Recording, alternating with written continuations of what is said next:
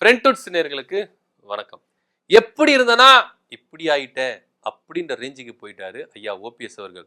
ஒரு காலகட்டத்தில் ஜெயலலிதாவின் உண்மையான விசுவாசி அப்படின்னு பேர் பெற்றவர், அதிமுகவுக்காக எந்த எக்ஸ்ட்ரீம் லெவலுக்கு ஆனாலும் இவர் போவார்ப்பா அப்படின்னு பேர் பெற்றிருந்த ஐயா ஓபிஎஸ் அவர்கள் இன்னைக்கு தனித்து விடப்பட்டிருக்கிறார். அரசியல்ல தனித்து விடப்பட்டிருக்கிறார். கூட இருந்துங்க எல்லாருமே விலகி போயிட்டாங்க. சோழ மண்டலத்தின் தளபதி அப்படின்னு பேர் வாங்கின ஐயா வைத்தியலிங்கம் ஐயா ஓபிஎஸ் அவர்களுக்கு உறுதுணையா இருந்தாரு. அவர் கூட எவ்வளவு இன்னல்கள், கஷ்டங்கள், துன்பங்கள், பட்டுகள், பாடுகள் பட்டு அவர் கூட என்ன பண்ணாரு இருந்தாரு. ஆனா இன்னைக்கு அவர் திமுக பக்கம் போயிட்டாரு.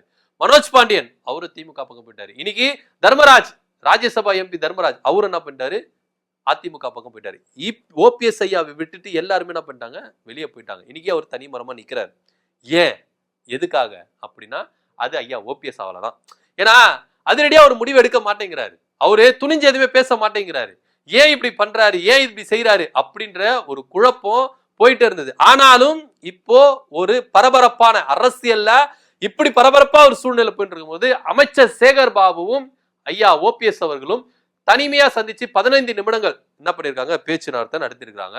என்ன சொல்ல வராங்க, இந்த சந்திப்பு எதை நோக்கி போகுது, அவங்க தரப்புல இருந்து என்ன சொல்லுவாங்க, ஆஸ் யூசுவல் என்ன சொல்லுவாங்க, இது மரியாதை நிமித்தம் சந்திப்பு, நட்பு நிமித்தம் சந்திப்பு, அரசியல் பேசல. ஆனா அரசியல் பேசி இருக்கதாகவும் தகவல் வருது. ஜனவரி 26க்கு அப்புறம் ஒரு மாபெரும் ஒரு திருப்புதல் நடக்கும். தமிழ்நாட்டு அரசியல் வரலாற்றுல ஒரு மாபெரும் திருப்புதல் நடக்குது. ஐயா ஓபிஎஸ் அவர்கள் சொன்னாரு, தை மாசம் முடியறதுக்கு இன்னும் நாள் இருக்கு, அதுக்குள்ளாகவே ஒரு சூப்பரான நியூஸ் நான் உங்களுக்கு கொடுக்குறேன் சொன்னாரு. பத்திரிகையாளருக்கு சொன்னாரு. எல்லாருமே வெயிட் பண்ணிட்டு இருக்கோம். ஒவ்வொரு தடவை ஐயா ஓபிஎஸ் வரும்போது, ஐயா எப்பையா சொல்லுவீங்க, தை பிறந்தால் வழி பிறக்கும் சொல்லுவீங்களே, எப்பையா சொல்லுவீங்க கேட்டாங்க.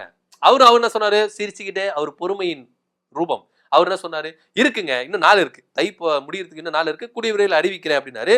அதன் அடிப்படையில இப்படி பரபரப்பா போயிட்டு இருக்க மத்தியில அமைச்சர் சேகர் பாபுவும் ஐயா ஓபிஎஸ் அவர்களும் சந்திப்பு தான் ரொம்ப பரபரப்பா பேசப்பட்டிருக்கு. திமுகவில் இணைய போகிறார் அப்படின்ற ஒரு தகவல் இங்க வந்துட்டு இருக்கு. அவர் திமுக போயிட்டு கூட்டணி வைக்க போறாருலாம் வரல, திமுகவிலே ஐக்கியம் ஆகுறாரு அப்படின்னு. ஏன்னா நீங்க வைத்தியலிங்கம் சொல்றத ஒரு விஷயத்தை கவனிக்கணும். அவர் சேரும் போது அண்ணா ஆரம்பித்த தாய் கழகமான திமுகவில் போயிட்டு நான் இணைகிறேன் அப்படின்னு சொன்னாரு. எல்லாரும் திமுக போயிட்டு அதிமுக இருக்கிறவங்க, டிடிவி தினகரன்ல இருக்கிறவங்க, ஓபிஎஸ் அணியில இருக்கிறவங்க எல்லாருமே திமுக போய் இணையறாங்கன்னா ஏன் இணையறாங்க, என் தாய் கழகங்க அது.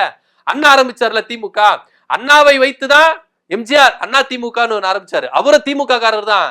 எம்ஜிஆர் திமுக தான் இருந்தாரு, பொருளாளர் இருந்தாரு, எல்லாமே இருந்தாரு. எம்ஜிஆர் எம்எல்ஏவா இருந்தாரு, திமுக தான் இருந்தாரு. சோ எம்ஜிஆருக்கே தாய் கழகம் எதுன்னு பாத்தீங்கன்னா அது திமுக தான். சோ அதுல எல்லாம் என்ன இருக்கு, நாங்க தாய் கழகமான திமுக போய் சேர்றோம், இது யார் எங்களால தடுக்க முடியும்?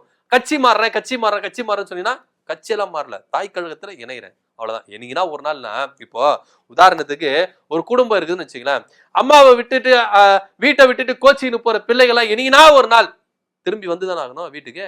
அப்படியே போயிடுவோமா? இல்லல, வீட்டுக்கு வந்துதானே ஆகும். அது மாதிரிதான் திமுகவை விட்டு நாங்கள் பிரிந்து வந்தோம். சில காலம், சில ஆண்டுகள் நாங்கள் பிரிந்து செயல்பட்டோம். இன்னைக்கு அதிமுக அப்படின்றது ஒண்ணு இல்லவே இல்லை, போயிருச்சு அவ்வளவுதான். அது இதுக்கப்புறம் அதிமுகவை என்னதான் நீங்க திரும்பவும் கொண்டு வந்துடணும், திரும்பவும் கட்டி எழுப்பணும், அது முடியாது, கைமீறி போயிருச்சு. பாஜக என்ன பண்ணிருச்சு, விளங்கிருச்சு. இப்ப 26 தேர்தலுக்கு அப்புறம் நீங்க மே மாசத்துக்கு அப்புறம் பாத்தீங்கன்னா அதிமுக அப்படின்றது ஒண்ணு இருக்கவே இருக்காது, பாஜக தான் அப்படின்றது எல்லாம் கன்ஃபார்ம் பண்ணிட்டாங்க. சோ இப்படியா இருக்கும் பொழுதுதான் அந்த அதிமுகவுக்கு போயிட்டு திரும்பவும் நாங்க பாதாளத்துல விழுறத விட எங்க தாய் கழகமான திமுக வந்துடலாம் அப்படின்னு சொல்லிட்டு ஒவ்வொருத்தரும் வந்துட்டு இருக்காங்க. அதன் அடிப்படையில அமைச்சர் சேகர் பாபுவும் ஐயா ஓபிஎஸ் அவர்கள் சந்திப்பு கூடிய விரைவில் ஐயா ஓபிஎஸ் திமுக பக்கம் வரப்போகிறார் அப்படின்ற ஒரு பேச்சு அடிபட்டு இருக்கு. ஏன்னா ஓபிஎஸ் அவர்கள் என்ன சொன்னாரு, எடப்பாடி பழனிசாமியை வீழ்த்துவதுதான் எங்கள் நோக்கம். அவர் சொன்னதுல உண்மையா இருக்கிறார். ஏன்னா எடப்பாடி பழனிசாமி பேரை சொல்றது கூட எனக்கு வெக்கமா இருக்கு, அசிங்கமா இருக்கு, அருவருப்பா இருக்கு. அவரெல்லாம் வேண்டவே வேண்டாம் ஒதுக்கி வச்சாரு. எடப்பாடி பழனிசாமி தலைமையை ஏத்துக்கவே மாட்டோம், எடப்பாடி பழனிசாமி எந்த கூட்டணியில இருக்கிறாரோ அந்த கூட்டணியில நான் இருக்க மாட்டேன் சொன்னாரு. சொன்னபடி செய்யறாரு. டிடிவி தினகரன் செஞ்சாரா? எடப்பாடி தலைமையை ஏற்றுக்கொள்வதற்கு தூக்கு மாட்டிக்கிறது சமம் சொன்னாரா இல்லையா?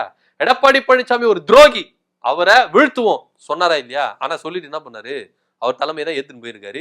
இன்னைக்கு அன்பு சகோதரர், அன்பு இளவல் அப்படி இப்படின்னு சொல்லிட்டு எடப்பாடி பழனிசாமியை வாழ்த்தி புகழ்றாரு. ஆனா ஐயா ஓபிஎஸ் அப்படி கிடையாது. அவர் சொன்ன வாக்குல உறுதியா இருக்கிறாரு. எடப்பாடி பழனிசாமி வேண்டாம், வேண்டானா வேண்டாம் அவ்வளவுதான்.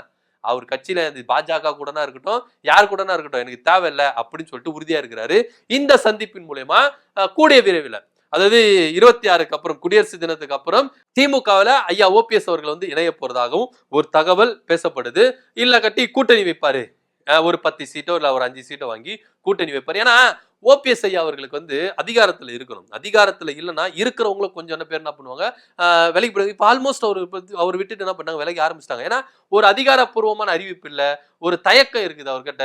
ஒரு துணிஞ்சு முடிவு எடுப்போம், தயக்கம் அப்படியே நிறைய காட்டுறாரு. திரும்பவும் பாஜக பக்கம் போறது நெருக்கம் காட்டிட்டு இருக்காரு அப்படிதான் சொல்லப்படுது. குறிப்பா பண்ருட்டி ராமச்சந்திரன் அவரு தனியா ஒரு கட்சி ஆரம்பிக்க போறாரு, எம்ஜிஆர் அதிமுக அப்படின்னு ஆரம்பிச்சு அவர் என்ன பண்ண போறாரு, தனியா டிவிகே கூட கூட்டணி வச்சு செயல்பட போறாரு அப்படின்ற ஒரு பேச்சும் இங்க அடிபட்டு தான் இருக்குது.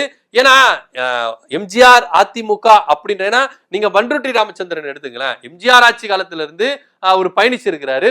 தேமுதிகவுக்கு ஒரு ஆலோசகரா போனார். தேமுதிக கட்சி ஆரம்பிக்கும் பொழுது பண்ருட்டி ராமச்சந்திரன் பிரதானமா இருந்தார். ஐயா ஓபிஎஸ் அவர்களுக்கு வரும்போது அங்க போயிட்டு அவரு என்ன பண்ணாரு, ஆலோசனை பண்ணியிருந்தாரு. சோ இப்படியா இருக்கும்போது பண்ருட்டி ராமச்சந்திரன் ஒரு கட்சி ஆரம்பிக்கிறாங்கன்னா, ஒரு புதுசா கட்சி ஆரம்பிக்கிறாங்கன்னா அங்க ஒரு ஆலோசகரா போய் இருப்பாரு அப்படின்றதுல எந்த மாற்றம் இல்லை. ஒரு அரசியல் முதிர்ந்த ஒரு மனுஷன், கைத்தேர்ந்த மனுஷன். அப்படி இருக்கும்போது இவர் கூட பக்கத்துல வச்சுக்கிட்டா நமக்கு யூஸ்ஃபுல்லா இருக்குன்னு சொல்லிட்டு தான் தேமுதிக ஆரம்பிக்கிறது கூட இருந்தாரு, ஐயா ஓபிஎஸ் கூட இருந்தாரு, நிறைய பேர் கூட இருந்தாரு. இன்னைக்கு ஓபிஎஸ் விட்டு விலகி தனியா கட்சி ஆரம்பிக்க, ஏன்னா ஓபிஎஸ்க்கு சொன்னார், அறிவுரைகள் சொன்னார், பாஜக வேண்டாங்க, என்டிஏ கூட்டணி வேண்டாம், நீங்க தனியா கட்சி ஆரம்பிங்க, ஆரம்பிச்சு ஒரு பெரும்பான்மை நிறுவீங்க, ஆட்டோமேட்டிக்கா அதிமுக உங்க கையில வந்துடும். ஏன்னா நீங்க ஒரே ஒரு விஷயத்த மட்டும் நல்லா உன்னிப்பா கவனிக்கணும். தர்ம யுத்தம் அப்படின்னு ஒண்ணு ஓபிஎஸ் அவர்கள் ஆரம்பிச்சாரு. அந்த டைம்ல சசிகலாவா ஓபிஎஸ்ஆ அப்படின்னு போயிட்டு எல்லாம் ஓபிஎஸ் பக்கம் வர ஆரம்பிச்சிட்டாங்க.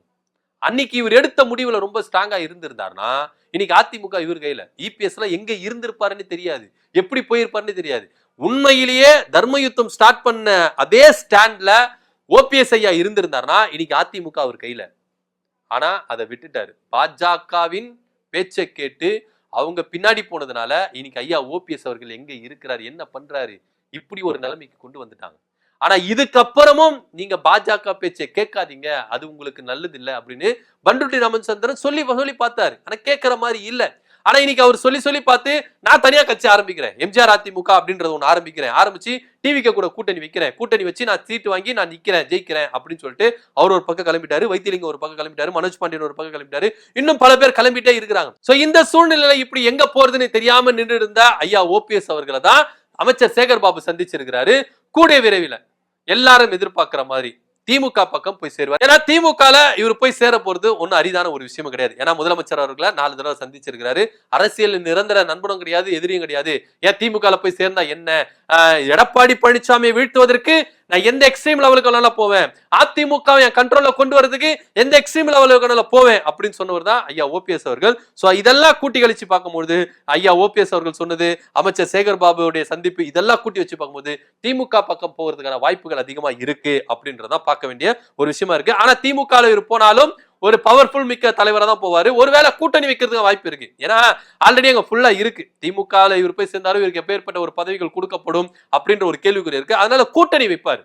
கூட்டணி வச்சு தேர்தலில் நின்று அதிகாரத்துல ஒரு எம்எல்ஏவோ அதிகாரத்துல இவரை அதிமுக தப்ப இழுக்கிறதுக்கான வாய்ப்புகள் இருக்கு. எடப்பாடி பழனிசாமிக்கு தக்க பாடம் புகட்டுவதற்கான வாய்ப்புகள் இருக்கு. அதெல்லாம் நல்லா நோட் பண்ணி பார்க்கணும். என்ன நடக்க போகுது அப்படின்னு பார்க்கலாம். பரபரப்பான அரசியல் சூழ்நிலையில ஐயா ஓபிஎஸ் அவர்களை அமைச்சர் சேகர் பாபு சந்திருக்கிறாரு. இந்த சந்திப்பு எதை நோக்கி இருக்கும் அப்படின்னு நீங்க என்ன நினைக்கிறீங்க கீழே கமெண்ட் பண்ணுங்க. நன்றி, வணக்கம்.